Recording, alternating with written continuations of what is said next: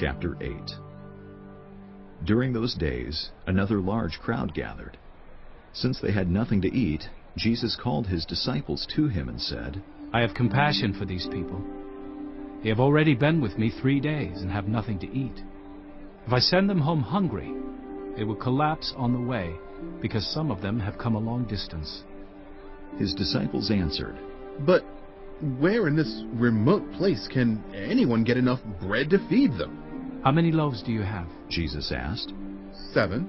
They replied.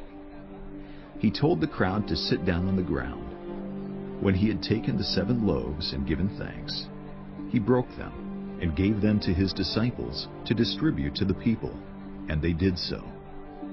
They had a few small fish as well. He gave thanks for them also, and told the disciples to distribute them.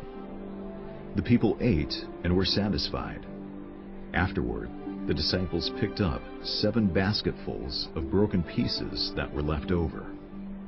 About 4,000 were present. After he had sent them away, he got into the boat with his disciples and went to the region of Dalmanutha. The Pharisees came and began to question Jesus. To test him, they asked him for a sign from heaven. He sighed deeply and said, Why does this generation ask for a sign? Truly I tell you, no sign will be given to it.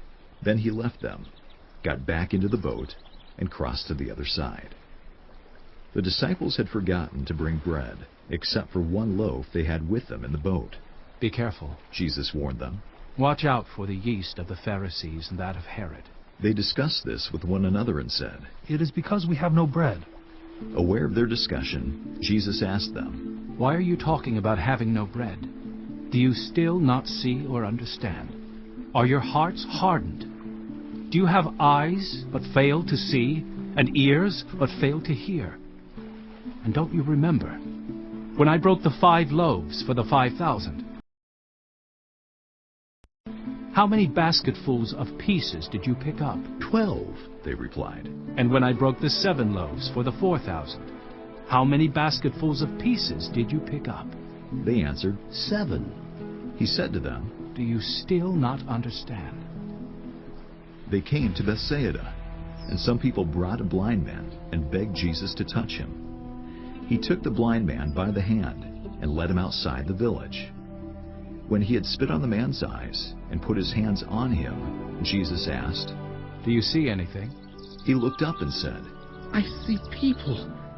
They look like trees walking around. Once more, Jesus put his hands on the man's eyes.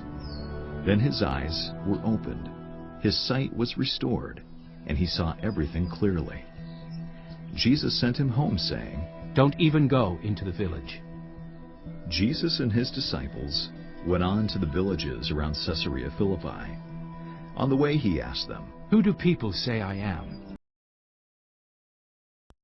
They replied, Some say John the Baptist, others say Elijah, and still others, one of the prophets.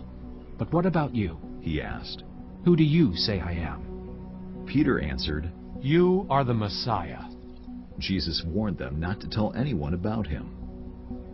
He then began to teach them that the Son of Man must suffer many things, and be rejected by the elders, the chief priests, and the teachers of the law, and that he must be killed, and after 3 days rise again.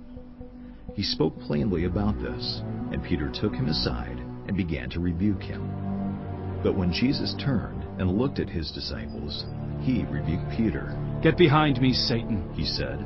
You do not have in mind the concerns of God, but merely human concerns.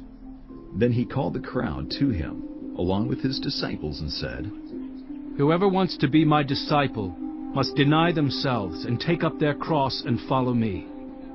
For whoever wants to save their life will lose it.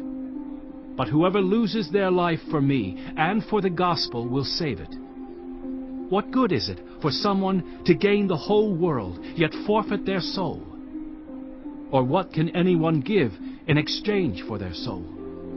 If anyone is ashamed of me and my words in this adulterous and sinful generation, the Son of Man will be ashamed of them when he comes in his Father's glory with the holy angels.